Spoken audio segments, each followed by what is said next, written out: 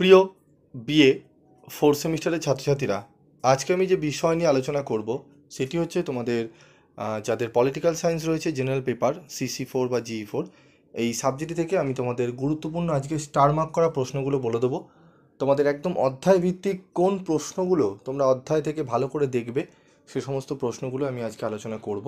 তো ভিডিওটি প্রথম থেকে শেষ পর্যন্ত মনোযোগ সহকারে শুনতে থেকো এবং ভিডিওতে বলা প্রশ্নগুলো গুরুত্ব সহকারে প্র্যাকটিস করো।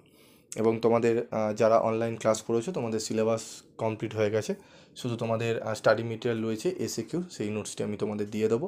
বাকি সমস্তগুলো তোমরা পেয়ে গেছো এবং যারা অনলাইনে তোমরা কিনেছো স্টাডি মেটেরিয়াল তাদের সিলেবাস টোটালি কমপ্লিট হয়ে গেছে। এবং তোমরা জানো আমি ইউটিউবে প্রথম কিন্তু এই যে অধ্যায় ভিত্তিক সাজেশান তোমরা এখনও পর্যন্ত সার্চ করলে পেয়ে যাবে, কোনো জায়গায় কিন্তু দেওয়া হয়নি। আমি তোমাদের প্রথম দিয়েছিলাম অধ্যায় ভিত্তিক তোমাদের প্রত্যেকটা কোশ্চেন, ঠিক আছে? এবারও আমি অধ্যায় ভিত্তিকই তোমাদের সামনে তুলে ধরবো যাতে তোমাদের পড়তে সুবিধা হয় এবং যারা অনেকেই রয়েছেন যারা পড়ান তাদেরও অনেক সুবিধা হয়। এই অধ্যায় ভিত্তিক এগুলো বাঁচতে অনেকের সময় পায় না, তো অনেকেই ধন্যবাদ জানায় যে এইভাবে আমি যে আপলোড করি সেই ভিডিওগুলো তারা দেখেন। তো আমরা একে অপরের কোলাবোরেশনে আমরা অবশ্যই সাহায্য করব। তো দেখে নাও আমাদের প্রশ্ন, ইন্ট্রোডাকশন টু ইন্টারন্যাশনাল রিলেশনশিপ।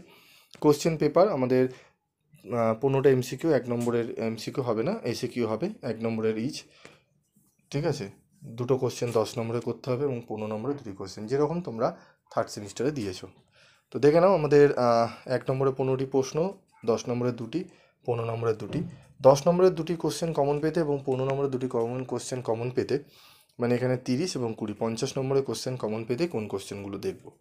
তো দেখে নাও, প্রথম হচ্ছে আমাদের আন্তর্জাতিক সম্পর্কের পাঠ, প্রথম অধ্যায়, ইউনিট 1। ইউনিট 1 থেকে এই দুটি প্রশ্নই অত্যন্ত গুরুত্বপূর্ণ। এই দুটি করলে তোমরা 100% একটি কোশ্চেন কমন পাবেই, 10-এ অথবা 15-তে। তবে বলবো তোমরা 15 হিসাবে করে যাও।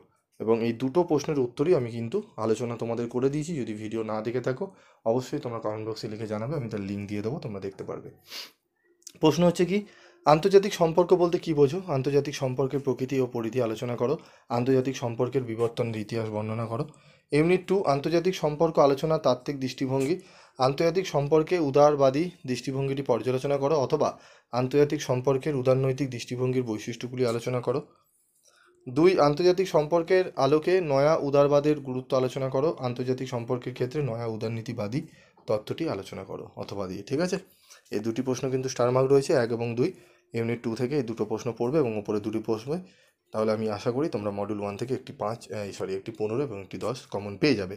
তবুও বলবো এক্সট্রা হিসাবে যদি তোমরা পড়তে চাও তাহলে এই প্রশ্নটি অবশ্যই পড়বে, 4 নম্বরেরটি। কেনেথ ওয়ালেজ এর নয়া বাস্তববাদী তত্ত্বটি আলোচনা করো, অথবা আন্তর্জাতিক সম্পর্কে আলোচনায় কাঠামোগত বা নয়া বাস্তববাদী তত্ত্বটি আলোচনা করো। প্রত্যেকটা প্রশ্ন দেখবে অল্টারনেটিভ করে তোমাদের দেওয়া রয়েছে, তবে তোমরা এক্সট্রা পড়তে গেলে 3-এরটাও তোমরা পড়ে রাখতে পারো, ঠিক আছে? আন্তর্জাতিক সম্পর্ক চর্চায় মর্গান থাওয়ের বাস্তববাদী তত্ত্বটি আলোচনা করো। তো দেখো 5 নম্বরের প্রশ্ন রয়েছে, 5 নম্বরে রয়েছে এবং 6 নম্বরের প্রশ্নটি গুরুত্বপূর্ণ। আন্তর্জাতিক সম্পর্কের প্রসঙ্গে বিশ্ব ব্যবস্থাপক তত্ত্বটি পর্যালোচনা করো, অথবা বিশ্ব ব্যবস্থা সম্পর্কে ইমানুয়েল ওয়ালাস্টাইনের তত্ত্বটি আলোচনা করো। 6 নম্বর প্রশ্ন হচ্ছে আন্তর্জাতিক সম্পর্কের আলোচনায় নারীবাদী যে এ টিকনার এর তত্ত্বটি ব্যাখ্যা করো। এই স্টার মার্ক করা প্রশ্নগুলো যেগুলো বললাম, মানে 5 এবং 6, 4 3টে এবং তোমাদের এখানে 2টি 5টে এবং 7টি, এই 7টি প্রশ্ন তোমরা পড়লে 100% একদম 15 এবং 10 তোমরা কমন পাবেই পাবে। মডিউল 1 থেকে এই 7টি প্রশ্ন তোমরা ভালো করে করে যাও, তোমরা এখান থেকে প্রশ্ন কিন্তু কমন পেয়ে যাবে। তো চলে আসবো আমরা এই প্রশ্নগুলো দেখলাম আমাদের ইউনিট 3টা দেখে নেব, ঠান্ডা যুদ্ধ ও ঠান্ডা যুদ্ধোত্তর পর্ব। এখান থেকে যে প্রশ্নটি গুরুত্বপূর্ণ, দ্বিতীয় বিশ্বযুদ্ধের কারণ ও ফলাফলগুলি আলোচনা করো। এখান থেকে শুধুমাত্র এই প্রশ্নটি পড়লেই আমাদের হবে। 1 নম্বর প্রশ্নটি, আমাদের 3 নম্বর প্রশ্নটি খুব একটি দেখার দরকার নেই, তবে দাতাদের ব্যর্থতার কারণটি তোমরা পড়ে রাখতে পারো।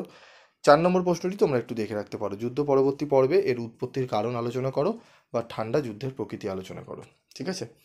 এই প্রশ্নটি করলে তোমাদের কিন্তু মডিউল 1 থেকে এই প্রশ্নগুলো করলে এখান থেকে তোমরা কিন্তু কোশ্চেন কমন পেয়ে যাবে। তো আমি মডিউল 2 তোমাদের পরবর্তী ভিডিওতে আমি আলোচনা করে দেবো। মডিউল 2 এর গুরুত্বপূর্ণ প্রশ্নগুলো নিয়ে আমি তোমাদের সামনে তুলে ধরবো।